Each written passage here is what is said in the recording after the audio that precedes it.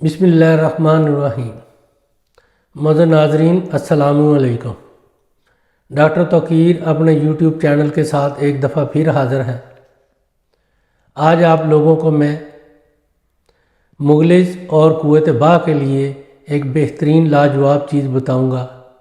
इससे पहले कि मैं इसके बारे में बताऊं, आप मेरा चैनल सब्सक्राइब करें और बेल आइकॉन को प्रेस करें ताकि मेरी हर नई आने वाली वीडियो का नोटिफिकेशन आप तक बआसानी पहुंचता रहे।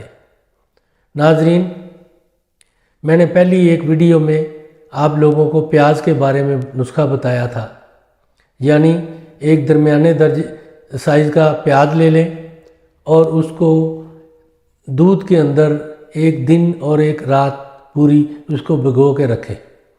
फिर उस प्याज को निकाल कर आप उसको इतना बारीक कूटें, इतना बारीक रगड़ें कि वो सुरमे की तरह बारीक और मरहम की तरह मुलायम हो जाए। वो उसका इस्तेमाल, वो तिला इस्तेमाल हो जाता है।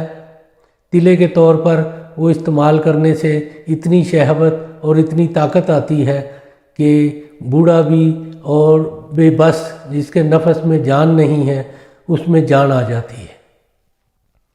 आज आप लोगों को मैं प्याज का ही एक और नुस्खा बता रहा हूँ।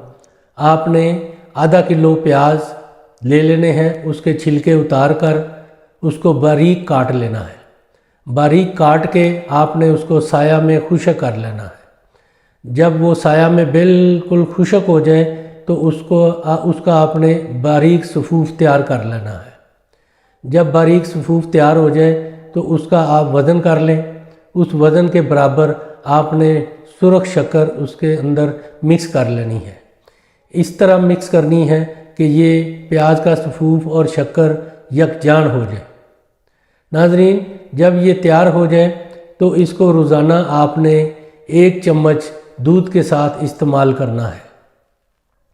इसके इस्तेमाल से मनी इतनी गाढ़ी होगी और क़ुव्वत इतनी ज़्यादा पैदा होगी अंदर कि आपसे बर्दाश्त करना मुश्किल हो जाएगा, और टाइमिंग भी आपकी इतनी बढ़ जाएगी कि आपको अंदाज़ा ही नहीं है।